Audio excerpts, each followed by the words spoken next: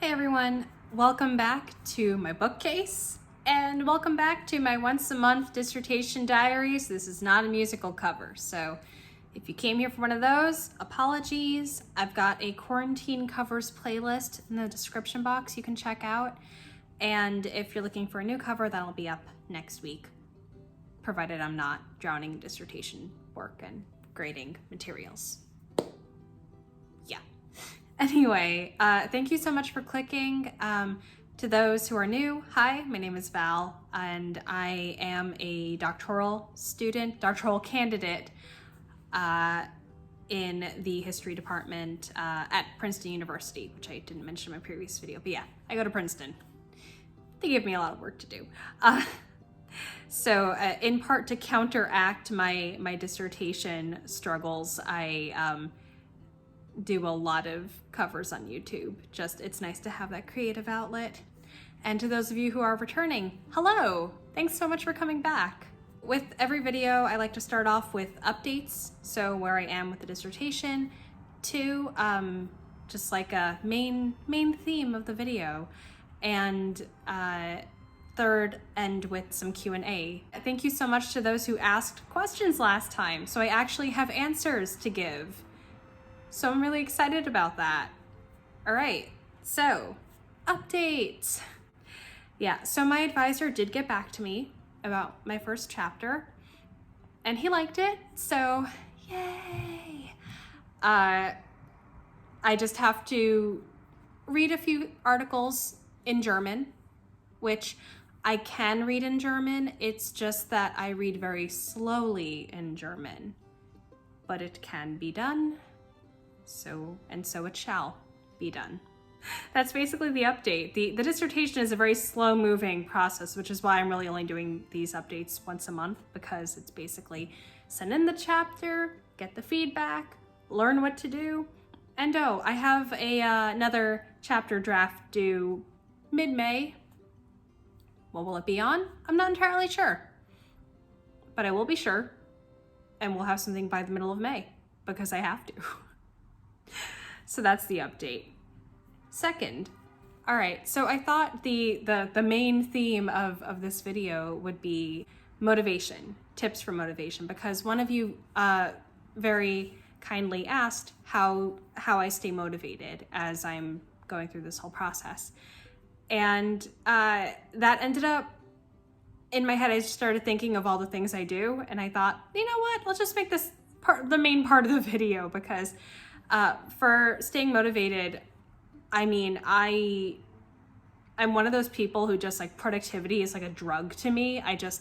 If I'm not doing 50 things at once, I'm just like, well, what am I doing? Am I sitting here? Am I taking a break? Who am I? Here are 5 things I do for people who, are not addicted to productivity or are, self-proclaimed workaholics. Right, I actually wrote them down. So if you see me looking over here, it's just to see what did I write down. So number 1, set deadlines. And in my case, I tell my advisor what the deadline is, but if there's something you want to get done and you feel like you've lost motivation for it, set a deadline for it and tell someone who will hold you accountable, or tell someone whose authority you kind of sort of fear, and that will hold you accountable. And make sure it's a realistic deadline. Don't make it too far in the future, otherwise you're never going to start. And don't make it too soon, otherwise you're going to panic and then you will end up freezing and then you won't do it either. So pick a date that will be reasonable. For a dissertation chapter, for an outline, I give myself a week. For the chapter itself, 2.5 weeks. Although sometimes I just say 2 because I want to see if I can do it. Second item, break down the goal that you want into smaller goals. Then write it into like a checklist. I don't know about you, but I love checking things off of lists. It's really fun. It's like, yes, I did that. I did that thing too. Haha, I'm on a roll. So whatever goal you have. So let's say on a non-academic standpoint, for my own videos, you might know if you've been here before, I typically have like 4 screens because I'm playing multiple instruments, and So what I do is I think, oh my gosh, like, how am I gonna get all these instruments in here? But I'll think, okay, what's the first thing I need to start? Like the acoustic guitar usually runs through the whole thing. Okay, I'll do that first. And then, okay, what do I have to do after that? All right, maybe I'll add in this part and that part. So it's like you're kind of building things, you're breaking them down into smaller tasks to do, and suddenly it doesn't seem as daunting. You don't have to do all of it on the same day. And then from an academic standpoint, it's like, okay, what am I doing? I'm doing outline first. Okay, do the outline. Maybe do half the outline. Like day 1, half the outline. Second day, other half of outline. Third day, review the outline. Fourth day, review the outline again, and then send it off to the advisor. So basically just don't think that you're going to get everything done in one day. It usually takes longer than that. All right, number 3, productive procrastination. So that's basically when there's a task you want to do, but it feels kind of insurmountable, or it feels like, I don't really want to do this right now. Find something else that you definitely want to get done and do that first. Whatever task motivates you, do that first. Because then no matter what, you're still getting something done. So let's say, in my case, I have a chapter to write, but also I have things to grade. Let me grade the things first. It's not like you're putting something off in a way that is detrimental, because at the end of the day, you're still getting something done that you needed to get done. So no matter what, you can tell yourself, okay, at least I'm being productive in some way. And then eventually you will get to that task because you set a deadline and someone's expecting you to keep to it. These steps work in conjunction with each other. Right. Number 4, tell yourself, I'm going to start right now. Literally right now. Like, pause this video. If there was something you were going to do, go do it right now. I'm telling you, go. You know what? Close the video. You don't need to hear number 5. Just go. Whatever you need to get done, get it done. It's one of those things where if you don't start, honestly, that is the hardest part in most cases, because once I start, I can keep going with whatever it is I'm supposed to work on. I just need to start. And think of it this way. An hour from now, you will be an hour done, an hour closer to being finished than you were an hour before. So, may as well start now. Honestly, I will not be offended if you just close the video now and go. Will not be offended, I promise. And the 5th one, just set a timer. Honestly, if you think, oh my gosh, this is going to take all day, I don't have all day, set a timer, 30 minutes. Just work on something for 30 minutes. You will be surprised at how much you can get done in 30 minutes. That's really, yeah. So 5 tips for ways to motivate yourself to get something done when you really, really need to get it done. All right, and now Q&A. So I had a couple music questions, and then the rest were history and grad school oriented. So music, how many instruments do you play, and when did you get into music? So I play 4, ukulele, guitar, keyboard, flute. And how did I get into music? So the keyboard, so piano I started when I was about 6 years old. My parents had a piano in their living room, and they were going to throw it out because no one in my household played piano. And I was so attached to this object. I think the idea of something that large being thrown, it was an upright piano, but something that sizable being thrown out, I thought, no, it can't get thrown out. How will the living room look without it? So I started taking piano lessons, but I felt very self-conscious about practicing because when the piano's in the living room, everyone can hear you, no matter where you are. And it was a pretty small house. It's a pretty small house. So as a result, when you practice, you make mistakes, and I didn't like when people heard me make mistakes. So by the time I was in 4th grade, I stopped practicing. I was very bad at practicing. So eventually my parents just threw the piano out. R.I.P. piano. I couldn't save you. That was when I started piano. And then 3rd grade, I started playing in the elementary school band. I started playing flute. Couldn't get a sound out of it for the first year and a half. And I'd like to think I've gotten better since then. Guitar, my parents bought me my first guitar when I was 16 years old. I took lessons for 2 months when I was 17, barely even 2 months when I was 17. Didn't touch it again until college. Kind of, sort of, just learned chords off of the internet and then picked it up again during quarantine. So that's how that went. Oh, and ukulele. My parents got me a ukulele my senior year of college, and I just, learned chords off the internet.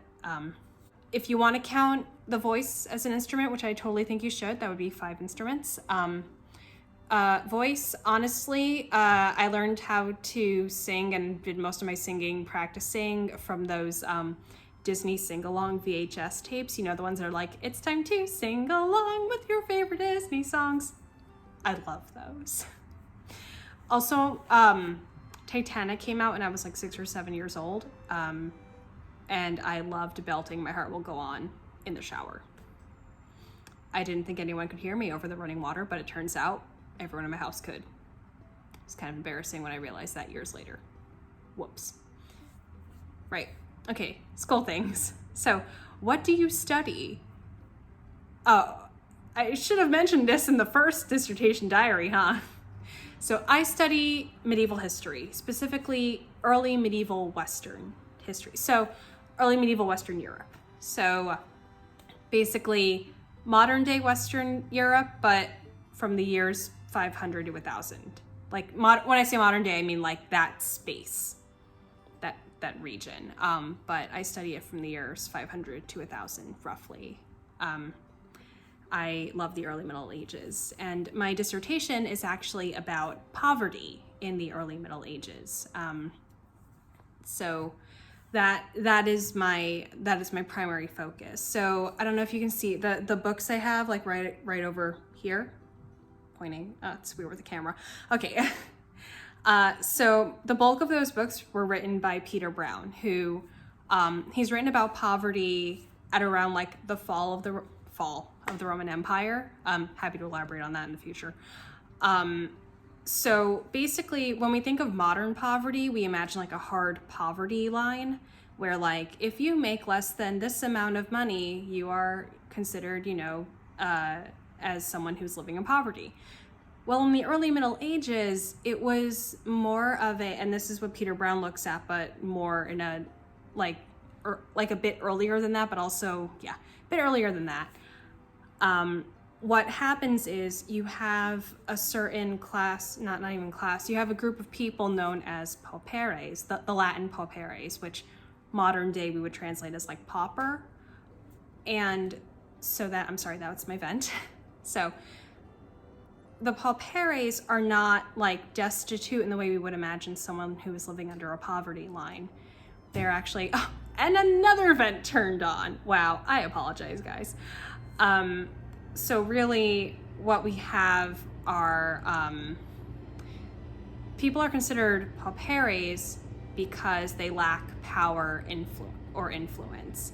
So really, if you are a member of the pauperes, it could be that you're destitute, but it could also just be that you're kind of in the middle class. So it's really just a huge spectrum you're working with there. So what I study is that type of poverty, but in a period from 500 to 1000, which apparently no one has really looked at yet, within an overview. So I'm basically trying to write something of an overview, which is why this is kind of a daunting project right now. So that's what I study. Someone else asked if what I did was a general study. No. So this is more specific, but when I started grad school, the first 2 years are very much you take a general history course where you basically learn about the craft of history, etc. Right. Do I have a favorite period of history? Middle Ages, hands down. But to be clear, I love studying the Middle Ages. I do not have any interest in going back in time to live in the Middle Ages. No, thank you. I like my air conditioning. I'm good.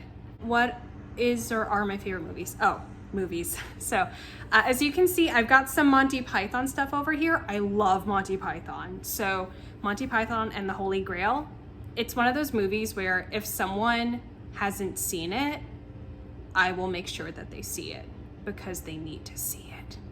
Yes, those are all the questions.